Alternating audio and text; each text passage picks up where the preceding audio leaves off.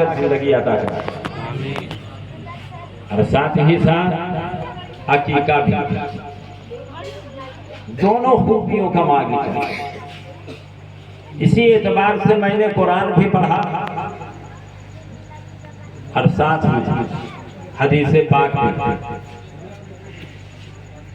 हर माँ के शिकम से होने वाला बच्चा पैदा, उसकी फितरत इस्लाम है।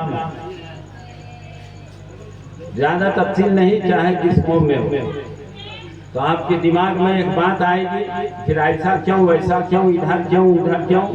उसका जवाब यह है कि फितरत तो उसकी इस्लाम है, लेकिन जिस कल्चर में, जिस रहन सहन में वो बच्चा पैदा हुआ और वहीं बढ़ा, तो उसी की कल्चर, उसी की आदत, उसी का तरीका वो सूझ जाता है।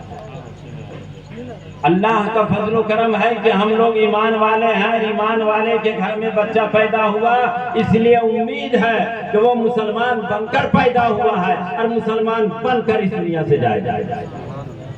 ये बहुत बड़ी दुआ है और हम लोगों को यही दुआ भी करनी चाहिए कि अल्लाह कुछ कर पाए या नहीं, लेकिन खात्मा ईमान पर दे। और जब खात्मा ईमान पर हो जाएगा दोस्तों, तो जन्नत में जाने से कोई रोक नहीं सकता, इसमें कोई शक नहीं। हाँ, इतना मैं कहूँगा कि आलम पनाह और न सुल्तान जाएंगे, आलम पनाह और न सुल्तान जाएंगे, जन्नत में सिर्फ साहिब ईमान जाएंगे, जन्नत में सिर्फ साहिब ईमान जाएंगे। और नबी से मोहब्बत, यूं कह लो कि मोहब्बत कैसी होती है, मोहब्बत किसको कहते हैं, मोहब्बत कैसी होती है, मोहब्बत किसको कहते हैं। जिगर में दर्द होता है, तमन्ना दिल में होती है। जिगर में दर्द होता है, तमन्ना दिल में होती है। कौन मुसलमान है जिसके दिल में ये तमन्ना ना हो कि मैं अपने गांव से अजमेर चला जाऊं, बगदाद चला जाऊं, करबला मोहल्ला चला जाऊं और आगे बढ़ो। कौन ऐसा दीवाना जिसके दिल में ये तमन्ना ना हो कि मैं मदीना चला जाऊं, मक्का चला जाऊं।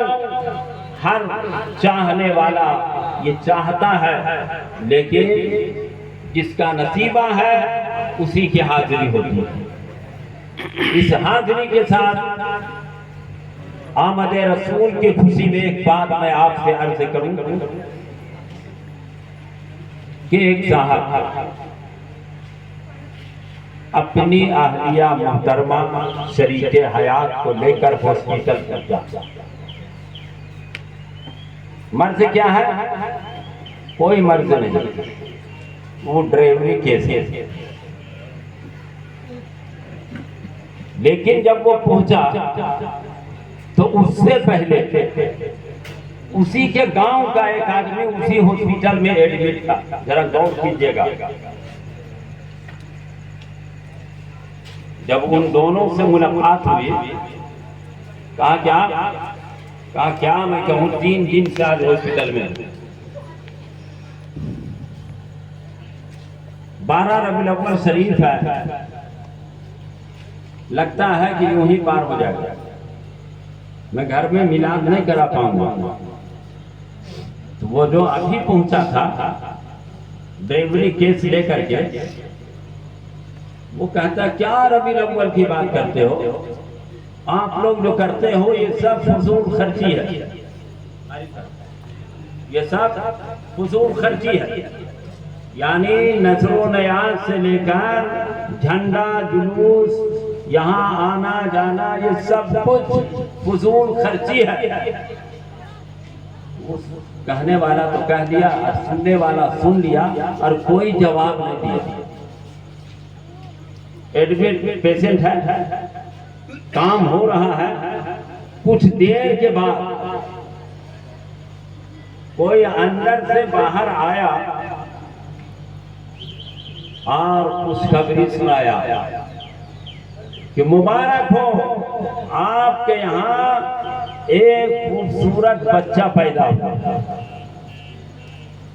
भाई ये तो मुसर्रत व शादमानी की बात है, हमारा घर हो या आपका, खुशी का मुकाम है। तो वो खुशी में झूमने लगा और जो उनके साथ में कुछ लोग थे जोर जोर से कहने लगा, अरे जाओ बच्चे की पैदाइश हो गई है। और कहने वाला कहा कि एक नहीं दो दो बच्चा है, यानी खुशी पर खुशी। अब जल्दी से अपने साथियों से कहा, रिश्तेदारों से कहा कि जाओ जल्दी होटल जाओ, दुकान जाओ, बेहतरीन मिठाई लाओ, ये लाओ वो लाओ। गोया के खुशी में झूम रहा है और ऑर्डर दिए जा रहा है, लाने वाला लेके भी आ गया, अब इसको भी दे रहा है, उसको भी दे रहा है, नर्स को भी, डॉक्टर को भी, कंप्यूटर जो जो मिल रहा है, जो पेशेंट है पूरे हॉस्पिटल में मिठाई बांटते बांटते उसके पास आया जिनसे पहले गुफ्तगू हुई।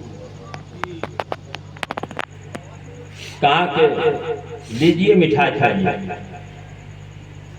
कहा कि मिठाई? बोला हाँ। बोला किस खुशी में?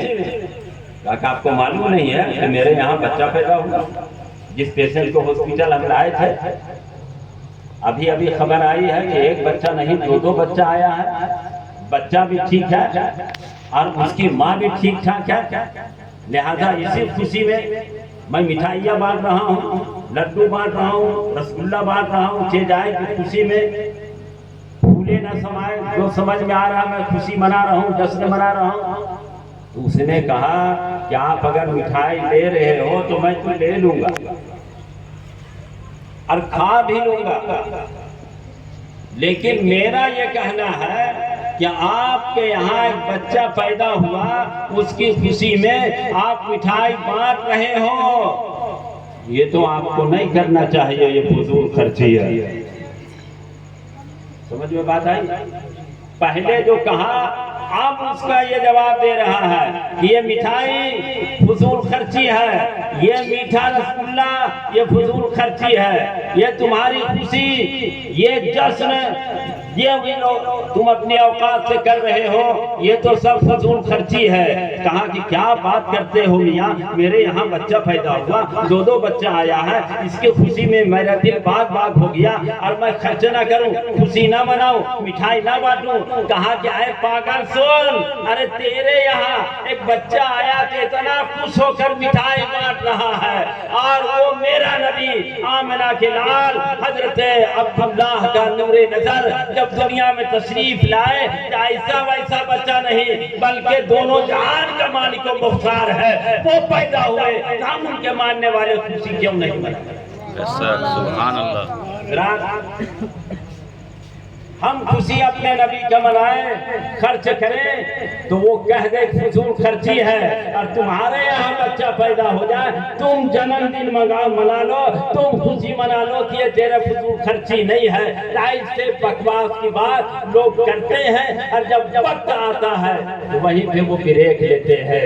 अल्लाह का फजल करम है कि अल्लाह ने हम सबको चुन लिया, अपने नबी से मोहब्बत करने का मौका दिया, हम अपने नबी का कलमा पढ़ते हैं, उन्हीं का दिया हुआ ईमान हमारे सीने में रोशन है, उन्हीं की दी हुई हम नमाज़ें पढ़ते हैं, हम उन्हीं के बताए हुए बातों पे अमल करते हैं, हम अपने माँ बाप से मोहब्बत करते हैं, हम उलमाए किराम की सोहबत में आकर बैठते हैं, उनकी बातों को दिल से सुना करते हैं, कि जाए कि जो नेकियां बन पाता है हम सब कुछ करते हैं, और ये सब कुछ नबी का सदका है, ये सब कुछ नबी का दान है। नबी ना आते तो कुछ ना होता, इसीलिए तो आला हजरत आगे बढ़कर फरमाए, अल्लाह ने मेरे नबी को सब कुछ अता किया और मेरे नबी ही के लिए सारी कायनात को पैदा फरमाया। इसीलिए आला हजरत फरमाते हैं कि या रसूल अल्लाह, ज़मीनो ज़मा तुम्हारे लिए, मकीनो मका तुम्हारे लिए, चुनीनो चुना तुम्हारे लिए, बने दो जहां तुम्हारे लिए।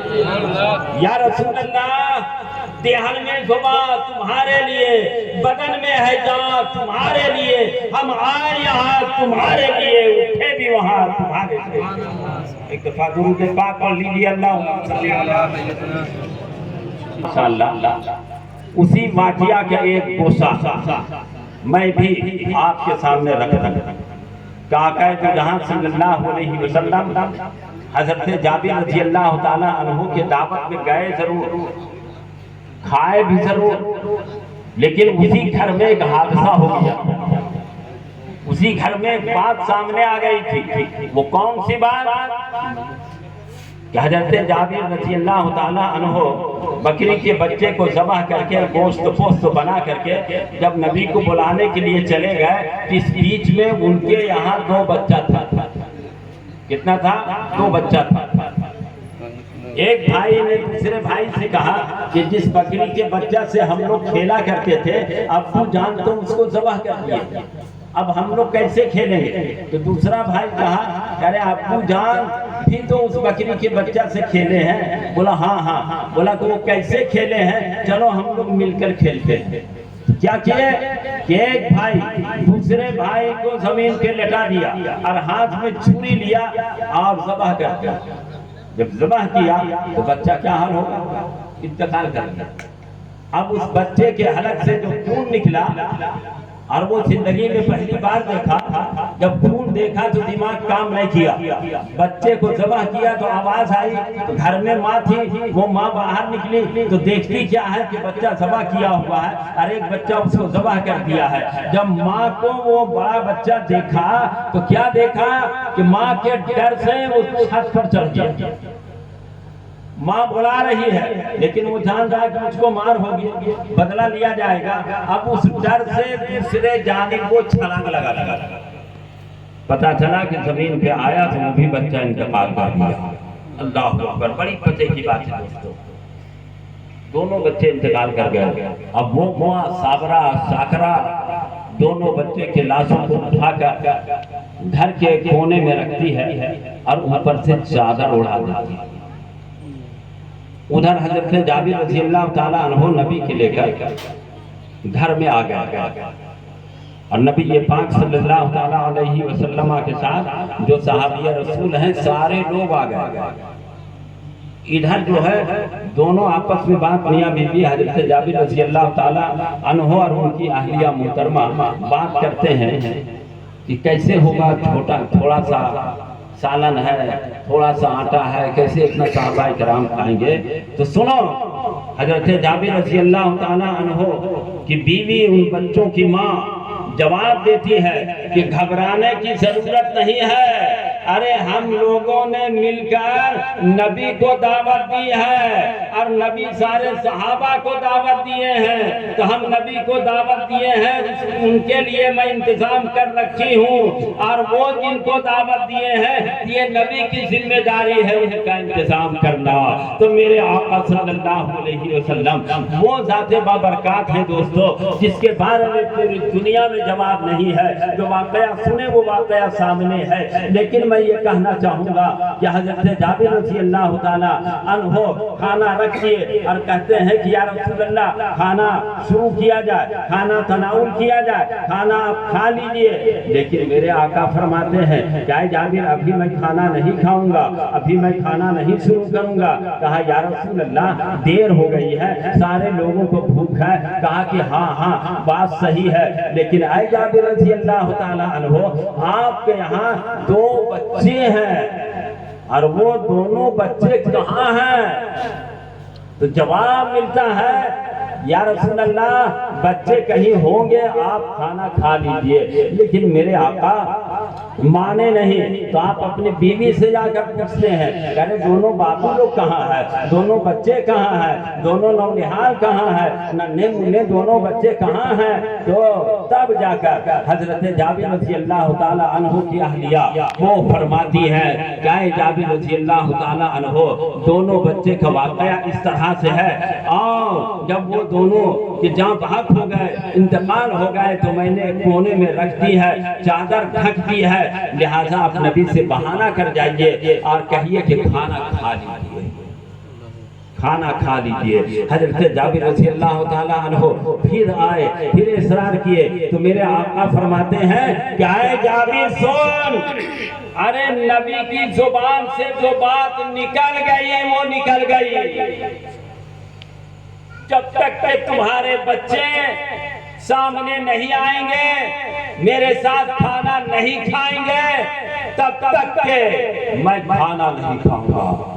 नबी से मोहब्बत करने वाले सहाबा किराम, उनके आंखों में आंसू आ गए बरही के मुसलमानों, और ये अर्ज करते हैं या रसूल अल्लाह, मैंने जो तैयारी की उस तैयारी के साथ जब मैं आपके पास गया, मेरे दोनों बच्चों ने ये हरकत कर लिए, दोनों अल्लाह के प्यारे हो गए। या रसूल अल्लाह, आपका कदम मेरे घर में आया है, बरकत हो जाएगी, आप खाना खा लीजिए, आप खाना मोश फरमा लीजिए, आप नहीं खाएंगे, ये सहाबा किराम भी खाना नहीं खाएंगे। या रसूल अल्लाह, खाना आप तनाउल फरमा दीजिए, जो होना था वो हो गया। मेरे आका फरमाते हैं, काई जाबी, तुम्हें मालूम नहीं कि तेरा नबी जो बोल दिया वो बोल दिया। बहरे तो नहीं बैठे हैं, इतनी बेहतरीन, इतना बेहतरीन वाकया मैं आपको दर्द के साथ सुना रहा हूँ, फिगर के साथ मैं सुना रहा हूँ, और आप जो है अपने आप में पड़े हुए आ जाएंगे। जब जाबिर रज़ी अल्लाह ताला अन्हु ये बात रखते हैं, तब मेरे आका फरमाते हैं, क्या जाबिर सुनो, कहाँ है वो दोनों बच्चे, चल मुझको दिखा, कुर्बान जाओ। मेरे आका सल्लल्लाहु अलैहि वसल्लम घर के अंदर तशरीफ लाते हैं, और तशरीफ लाने के बाद कहते हैं कि चादर को हटाओ। चादर जब हटाया गया तो दोनों बच्चे का जनाजा रखा हुआ है, दोनों बच्चों की मैयत वहाँ मौजूद है। इतना ही नहीं बल्कि चेहरे को देखकर मेरे आका सल्लल्लाहु अलैहि वसल्लम इरशाद फरमाते हैं, क्या जाबिर के बच्चे सुनो, तेरा नबी तुम्हें पुकार रहा है, तेरा नबी तुम्हें बुला रहे हैं, तुम अपनी जगह से उठो और मेरे साथ।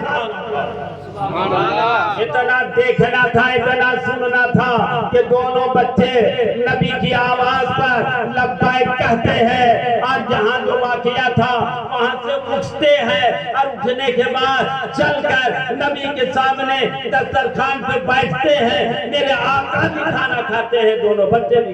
सुभान अल्लाह। ये है मेरे नबी का कमाल, ये है मेरे नबी का मोजिज़ा, ये है मेरे नबी की अज़मत, ये है मेरे नबी का रुतबा, ये है मेरे नबी की अज़मत। लिहाजा मेरे नबी ऐसे वैसे नहीं है, बल्कि हमारा आपका नबी दोनों जहान का मालिक व मुख्तार है। वो हमारा नबी सिर्फ हमारा ही नहीं, पूरी कायनात का वो नबी है, और कायनात को जिसने पैदा किया उस परवरदिगार है। इसलिए ज्यादा नहीं, अब मैं यही अपनी बात को खत्म करता हूँ।